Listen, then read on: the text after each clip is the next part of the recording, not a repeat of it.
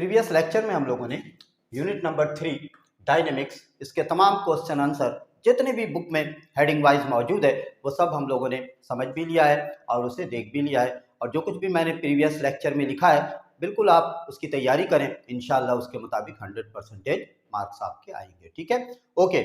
अब मैं आप लोगों को यूनिट नंबर 3 डायनेमिक्स में जितने भी न्यूमेरिकल्स मौजूद हैं, जो कि सबसे पहले एग्जाम्पल में मौजूद है, मुख्तलिफ एग्जाम्पल में। फॉर एग्जाम्पल आपकी बुक में कितने एग्जाम्पल दिए हुए हैं? Example number 1 to example number 7, और तमाम के पेज नंबर भी मैंने लिख दिया है ताकि आप आसानी के साथ उन तमाम सवालात को ट्रेस आउट कर सकें और बुक से भी मैच कर सकें। ठीक है, ओके। तो इन तमाम न्यूमेरिकल को मैं नहायत ही सिंपल तरीके से आप लोगों को समझाता हूँ, डाटा भी बनाता हूँ, सॉल्यूशन भी बनाता हूँ और फार्मूले वगैरह भी लिखता हूँ। लिहाजा आप इन तमाम चीज़ों को सही से फोकस करें और समझें। फॉर एग्जाम्पल इस फर्स्ट न्यूमेरिकल में देखिए क्या लिखा हुआ है, a car of mass 800 kilogram is moving with 2 metre per second velocity. ठीक है, ये 2 मीटर पर सेकंड क्या है? वेलोसिटी है, और ये 800 किलोग्राम आपको क्या दिया हुआ है? मास गिवन है। ठीक है, किलोग्राम असल में किस चीज की यूनिट होती है? मास। और मीटर पर सेकंड किस चीज की यूनिट होती है? वेलोसिटी की। आपको मालूम क्या करना है? Find its momentum. मोमेंटम को क्या कहा जाता है? Capital P. ठीक है, तो हम लोग डाटा बनाते हैं। What is given? Mass is given in this numerical,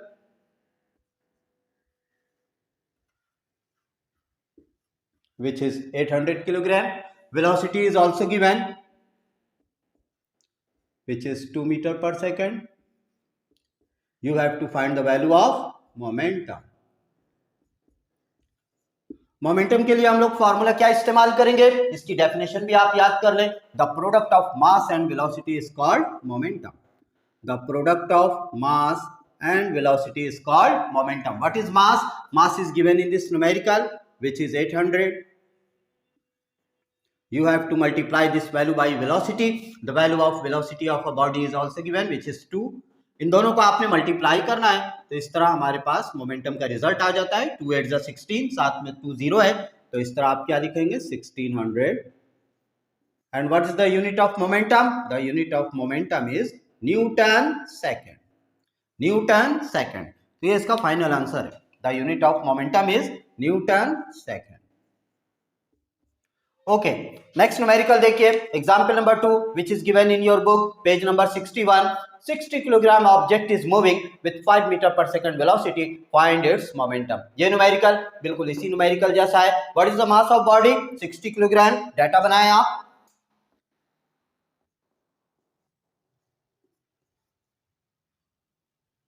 $60 kilogram. Velocity is also given, which is 5 meter per second.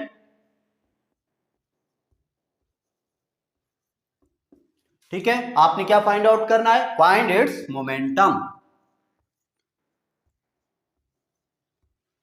आप इसके नीचे काम करेंगे सॉल्यूशन। ठीक है, मैं यहां साइड में काम कर रहा हूं। बिल्कुल सेम फार्मूला आपने यूज करना है, P = mv।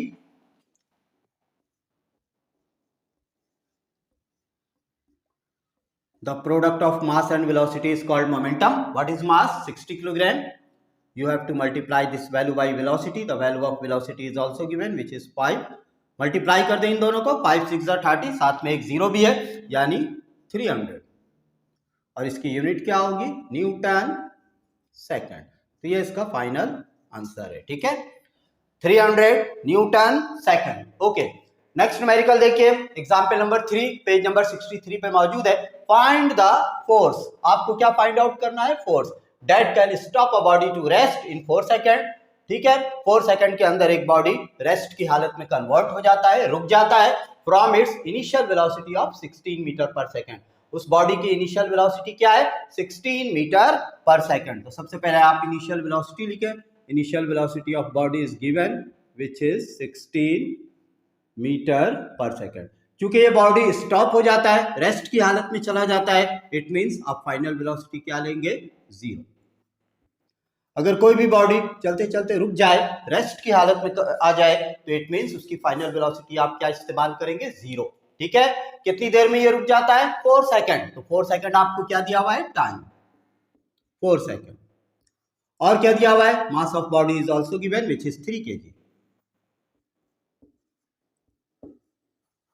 आपको मालूम क्या करना है? Find the force. Force find out करें।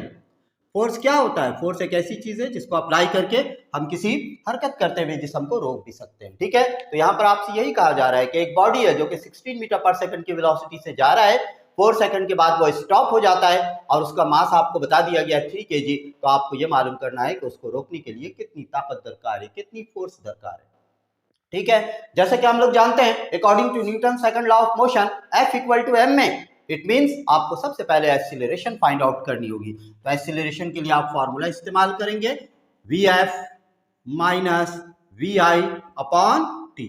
वैल्यूज को मैं पुट कर रहा हूं। What is the value of Vf? 0 minus 16 upon 4। 0 का प्लस या माइनस में कोई अहमियत नहीं होता है, ठीक है। आप इसे हटा दें तो क्या आ जाएगा हमारे पास? यहां मैं एक काम कर रहा हूं, देखिए माइनस 16 में से आप 0 को सब्ट्रैक्ट कर दें, माइनस 16 अपॉन 4, 4 4 जा 16। तो इट मीन्स आपके पास एक्सीलरेशन कितना आ जाता है? 4 metre per second square. Now अब आप फोर्स मालूम कर सकते हैं। Now F is equal to M A. Now F is equal to M A, ठीक है। What is the value of mass? Mass की जगह आप 3 रख दें और एक्सीलरेशन की जगह -4 रख दें। 3 और ब्रैकेट में आप क्या रख देंगे? -4। इन दोनों को आपने मल्टीप्लाई करना है, प्लस माइनस माइनस 3 4 जा 12, -12 न्यूटन। तो ये इसका फाइनल आंसर, ठीक है। ओके, नेक्स्ट न्यूमेरिकल देखें आप लोग। नेक्स्ट न्यूमेरिकल में क्या बताया जा रहा है? A gun of mass 800 kilogram Fyers a bullet of mass 40 ग्राम। एक गन है जिसका मास आपको बता दिया गया है 8 किलोग्राम और इसके अंदर एक बुलेट लगा हुआ है जिसके मास आपको बता दिया गया है 40 ग्राम, ठीक है। अब आप ये देखें कि जब कोई बुलेट किसी गन में या किसी पिस्टल में लोड रहता है तो इट मींस दोनों रुका हुआ होता है, ठीक है। गन भी स्टेशनरी पोजीशन में in the state of rest में और इसके अंदर जो बुलेट चैम्बर में मौजूद है वो भी, या मैगजीन में मौजूद है वो भी, इनिशियल वेलोसिटी क्या है? 0। It means before firing, firing करने से पहले दोनों की इनिशियल वेलोसिटी क्या है? 0, ठीक है। तो असल में इसमें चूंकि हम लोग एक लॉ अप्लाई कर रहे हैं according to law of conservation of momentum, और वो फॉर्मूला मैं यहाँ लिख रहा हूं ताकि इसके मुताबिक हम लोग यहाँ समझने में आसानी हो जाए। m1 u1 plus m2 u2 is equal to m1 v1 plus m2 v2, ठीक है। यहां पर आप देखें m1 m2 ये तो दो बॉडी के मास बता दिए गए। u1 और u2 कौन सी वेलोसिटी है? बिफोर फायरिंग, और v1 v2 कौन सी वेलोसिटी है? After firing. तो आप ये देखें कि जब बुलेट फायर किया जाएगा तो बुलेट आगे की जानिब जाएगा जो कि एक्शन है, ठीक है, एक्शन है according to Newton third law of motion. और रिएक्शन के तौर पे ये बंदूक गन पीछे की तरफ थोड़ा सा रिक्वाइल होगा, झटका खाएगा। तो आपने इस बंदूक की पीछे की तरफ आने वाली वेलोसिटी मालूम करना है। Find the recoil of the gun, find the recoil velocity of the gun, ठीक है, यह आपने फाइंड आउट करना है। जबकि मास कांस्टेंट रहेगा, मास कांस्टेंट रहता है, ठीक है। बिफोर फायरिंग दोनों के मास कांस्टेंट रहेंगे, गन और बुलेट, और जब आप आफ्टर फायरिंग करते हैं तो उसके बाद भी मास दोनों के क्या रहेंगे? कांस्टेंट रहेंगे, सिर्फ वेलोसिटी चेंज हो जाएगी। बिफोर फायरिंग, फायरिंग से पहले दोनों रुका हुआ है, इट मींस दोनों की वेलोसिटी क्या है? 0। तो हम लोग भाई डाटा बनाते हैं। डाटा में आप चंद बातें लिख दें। फॉर एग्जाम्पल आप ये लिख दें कि what is the mass of gun and what is the mass of bullet.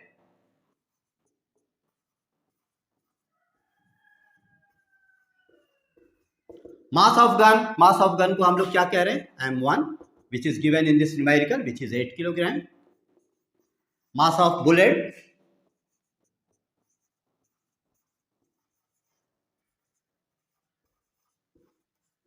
इसको आप m2 कह दें। ये हमें क्या दिया हुआ है? 40 ग्राम। You have to convert this value into kilogram. For this purpose you have to divide this value by 1000, क्योंकि हमें मालूम है कि 1 kg के अंदर, 1 किलोग्राम के अंदर कितने ग्राम होते हैं? 1000 ग्राम। इट मींस आप इस ग्राम को किलोग्राम बनाने के लिए डिवाइड करेंगे। बाद औकात स्टूडेंट ये कंफ्यूज होते हैं कि भाई 1000 से डिवाइड करूं या मल्टीप्लाई करूं। तो आप सिंपल ये बात याद रखें कि स्मॉलर यूनिट को ग्रेटर यूनिट में कन्वर्ट करने के लिए डिवाइड करते हैं। स्मॉलर यूनिट को ग्रेटर यूनिट में कन्वर्ट करने के लिए आपने क्या करना है, डिवाइड करना है। तो स्मॉलर यूनिट आपके पास क्या है, ग्राम, और आप इसे किस में कन्वर्ट कर रहे हैं, किलोग्राम में। तो इसलिए स्मॉलर को ग्रेटर में ले जाने के लिए आपको क्या करना होगा, डिवाइड करना होगा। ठीक है, 40 से आप इसको डिवाइड कर दें, 1 2 3, 3 0 है, 1 2 3, इट मींस इसके रिजल्ट क्या आएंगे, 0.04 kg। अब आप देखें बिफोर फायरिंग, फायरिंग से पहले दोनों रुका हुआ है, इट मींस दोनों की इनिशियल वेलोसिटी आप क्या ले लेंगे, 0। यूनिट भी आप लिख सकते हैं metre per second and metre per second. After firing क्या हो रहा है भाई, after firing velocity of bullet is 100 metre per second. आपको मालूम करना है कि बंदूक किस रफ्तार से पीछे की तरफ झटका खाएगा। ठीक है, find the required velocity of the gun. तो V2 आपको गिवन है।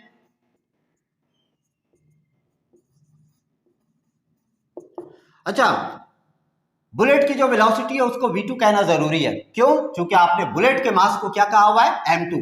अगर आपने बुलेट के मास को M2 कहा हुआ है तो इसकी आफ्टर फायरिंग वाली वेलोसिटी के साथ 2 लगाना होगा। इसी तरीके से आप देखें मास ऑफ गन, इसके साथ आपने क्या इस्तेमाल किया है, 1।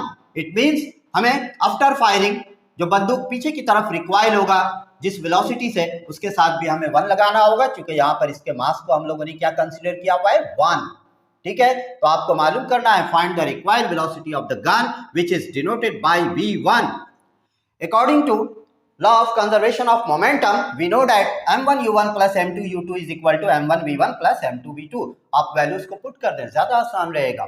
ठीक है, what is the value of m1, 8, u1 0, m2 क्या है 0.04, u2 क्या है हमारे पास, ये भी 0 है, m1 क्या है हमारे पास 8, v1 क्या है, v1 हमें फाइंड आउट करना है, प्लस m2 क्या है हमारे पास 0.04, और v2 हमारे पास क्या है 100। ठीक है, 8 से आप 0 को मल्टीप्लाई करें 0, 0.04 को 0 से मल्टीप्लाई करें 0, 8v1 एज इट इज रहेगा, और 100 से आप 0.04 को मल्टीप्लाई कर दें। पॉइंट मौजूद है यहाँ पे 2 नंबर से, इट मींस ये दोनों 2 0 कट हो जाएगा तो हमारे पास 4 आ जाता है। ठीक है, 0 में आप 0 को ऐड कर दें, 0, 8v1 प्लस 4। यहाँ पर अक्सर स्टूडेंट एक गलती करते हैं, वो क्या करते हैं, इस 8 में 4 को प्लस करके 12v1 लिख देते हैं, बिल्कुल गलत। आप ऐसा नहीं कर सकते हैं, क्यों नहीं कर सकते हैं, क्योंकि इसके साथ एक अल्फाबेट v1 मौजूद है, जबकि ये एक सिंपल नंबर है, इसको तो आप कांस्टेंट नंबर कह सकते हैं। साइड आप चेंज कर दें, इन दोनों को आप इस तरफ ले आए, 0 को आप दूसरी तरफ शिफ्ट कर दें। ठीक है, तो हम लोग क्या कह सकते हैं, 8v1 plus 4 is equal to 0। ठीक है, अब आप क्या करेंगे, प्लस 4 को यहां शिफ्ट कर दें, 8v1 is equal to -4। v1 निकालने के लिए आप क्या करेंगे, ये 8 मल्टीप्लाई हो रहा है, यहां का डिवाइड कर दें, 4 1 4, 4 2 8, हाफ आता है, और हाफ का मतलब क्या होता है, -0.5, ms -1, ये इसका आंसर। इसका मतलब ये है कि बंदूक किस रफ्तार से पीछे की तरफ झटका खाएगा, -0.5। ये माइनस साइन क्या इंडिकेट कर रहा है कि बुलेट की जो वेलोसिटी है वो फॉरवर्ड डायरेक्शन में है, और गन की जो वेलोसिटी है वो बैकवर्ड डायरेक्शन में, because according to Newton's third law of motion action and reaction are equal in magnitude but opposite in direction. अगर गोली आगे की तरफ जा रहा है तो वह एक्शन है, और गन पीछे की तरफ अगर रिक्वाइल हो रहा है तो इट मीन्स वो रिएक्शन है, और उसकी रिएक्शन वेलोसिटी कितनी है, -0.5 metre per second. Okay, next numerical पे आ जाइए। फॉर एग्जाम्पल, एग्जाम्पल नंबर 5 यहाँ मैंने लिख दिया है छोटे से जगह में, ये एग्जाम्पल नंबर 4 था। एग्जाम्पल नंबर 5 को आप दोबारा यहाँ आ जाए अगेन। ठीक है, find the force that can accelerate a body of 50 kilogram up to 5 metre per second. आपको क्या दिया हुआ है, मास इज गिवन 50 किलोग्राम, लिख दिया आप मास को 50 kilogram, velocity is also given 5 metre per second. आपको क्या मालूम करना है, find the force, force find out करें, यानी F is equal to what, F is equal to question mark. According to Newton second law of motion हम लोग इस बात को जानते हैं, आप लोग सॉल्यूशन को इसके बाद डाउनवर्ड डायरेक्शन में करेंगे, मैं स्पेस कम होने की वजह से इसे बराबर में कर रहा हूं। ठीक है, ताकि एक ही वक्त में आप ज्यादा से ज्यादा न्यूमेरिकल को समझ सकें। फोकस समझने पे करें, फॉर्मूले को देखें, सवाल को समझें। F equal to find the force that can accelerate a body of, ये acceleration है, ओके, ये एक्सीलरेशन है। तो आपने फॉर्मूला लगा देना है, F is equal to M में what is M, M is given which is 50 kilogram.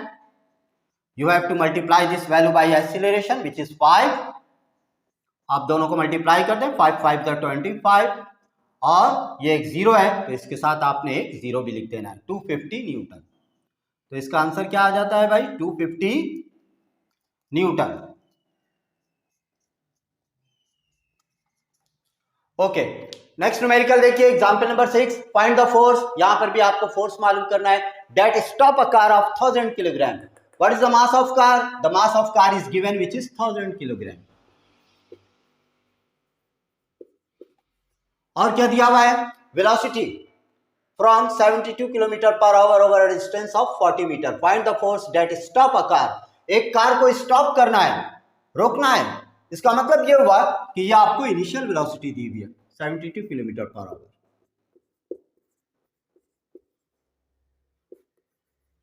You have to convert this value into metre per second. इस वैल्यू को आपने क्या करना होगा, मीटर पर सेकंड में कन्वर्ट करना होगा। कैसे करेंगे आप, 72 को आप 1000 से मल्टीप्लाई करेंगे और आवर को सेकंड बनाने के लिए आप 2 टाइम्स 60 इस्तेमाल करेंगे। ठीक है, तो हमारे पास क्या आ जाता है 72,000।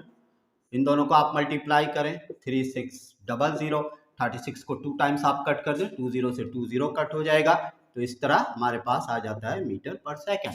मीटर पर सेकंड, चूंकि ये स्टॉप हो रहा है, ये कार स्टॉप हो रहा है, इट मींस इसकी फाइनल वेलोसिटी कहीं ना कहीं जाकर क्या हो जाएगी, जीरो हो जाएगी। ठीक है, कार स्टॉप हो रहा है इसलिए इसकी फाइनल वेलोसिटी आप क्या लेंगे, zero. Over a distance of 40 metre, ये डिस्टेंस कितना कवर कर रहा है, 40 मीटर। एस दिया हुआ है आपको 40 मीटर। आपको मालूम क्या करना है, फाइंड द फोर्स। फोर्स मालूम करें, F is equal to what. यहां पर भी हम लोग यही देख रहे हैं कि according to Newton second law of motion, what is the formula for force, F equal to m में। इट मींस मास तो हमें गिवन है, मास इज गिवन 1000 किलोग्राम, लेकिन यहां पर एक्सीलरेशन गिवन नहीं है। यहां पर भी एक्सीलरेशन गिवन नहीं था, तो यहां पर हम लोगों ने जो फार्मूला इस्तेमाल किया है Vf minus VI upon T, लेकिन यहां पे ये फार्मूला इस्तेमाल नहीं होगा क्योंकि यहां पर आपके पास टाइम गिवन नहीं है। टाइम के बजाय आपको क्या दिया हुआ है, एस दिया हुआ है, Vf दिया हुआ है, VI दिया हुआ है। तो आप यहां पर कौन से फार्मूले को इस्तेमाल करेंगे, मैं लिख रहा हूं, देखिए आप लोग समझें। 2s is equal to Vf square minus VI square. ठीक है, 2 इसी तरह रहेगा, मल्टीप्लाई बाई ए, ये फाइंड आउट करना है। s की जगह आप 40 रख दें, Vf की जगह आप लिखेंगे 0 स्क्वायर एंड VI की जगह आप क्या लिखेंगे, 20 स्क्वायर। ठीक है, 20 स्क्वायर। 40 को आप 2 से मल्टीप्लाई कर दें, 2 4 8, साथ में एक जीरो भी है, 80 है। 0 का स्क्वायर करें 0, 20 का आप स्क्वायर करें, पहले 2 का स्क्वायर कर दें, 2 2 4, 0 को डबल कर दें, 400। 0 का प्लस या माइनस में कोई अहमियत नहीं होता है, आप इसे हटा दें तो हम लोग क्या लिखेंगे, 80 इक्वल टू माइनस 400। आपने क्या फाइंड आउट करना है, एक्सीलरेशन। ये 80 इसके साथ मल्टीप्लाई हो रहा है, यहां आकर डिवाइड हो जाएगा।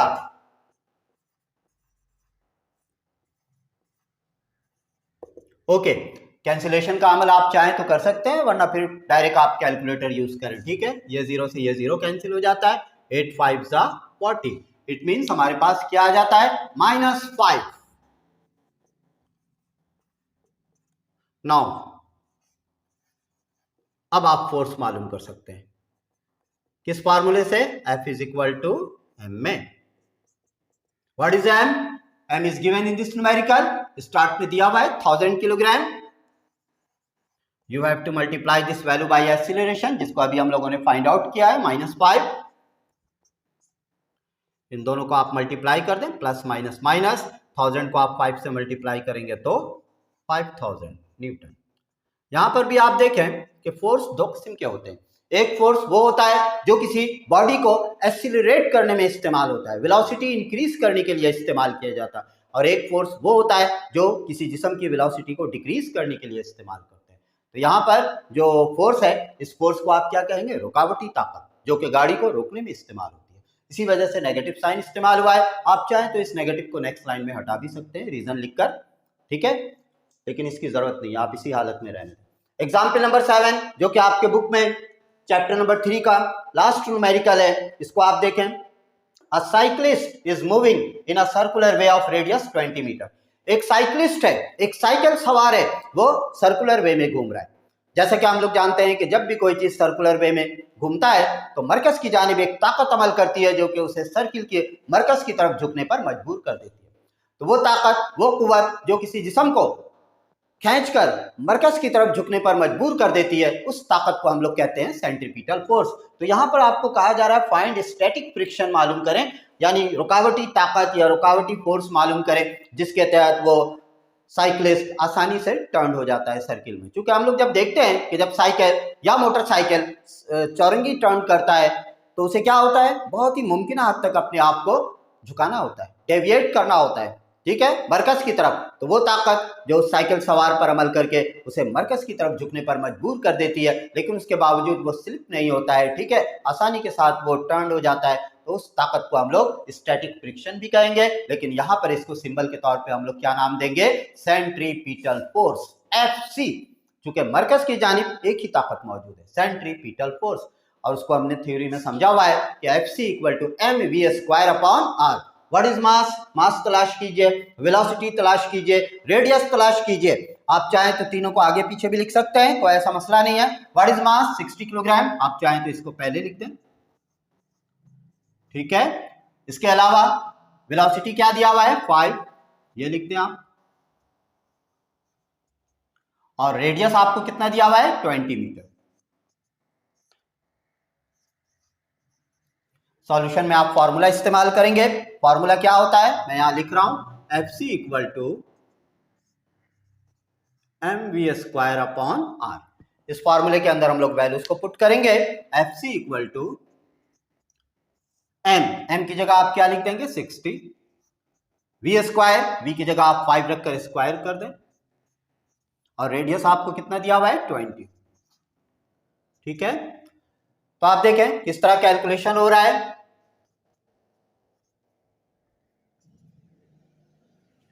5 का आप स्क्वायर कर दें, क्या हो जाएगा 25, 60 मल्टीप्लाई 25 अपॉन 20, ठीक है। यहां पर भी आप चाहें तो कैंसिलेशन का अमल कर सकते हैं। ये जीरो से ये जीरो कैंसिल हो जाता है, 2 1 2, 2 3 6, और ये 25 को आप 3 से मल्टीप्लाई कर दें, 25 मल्टीप्लाई बाई 3 वी गेट 75।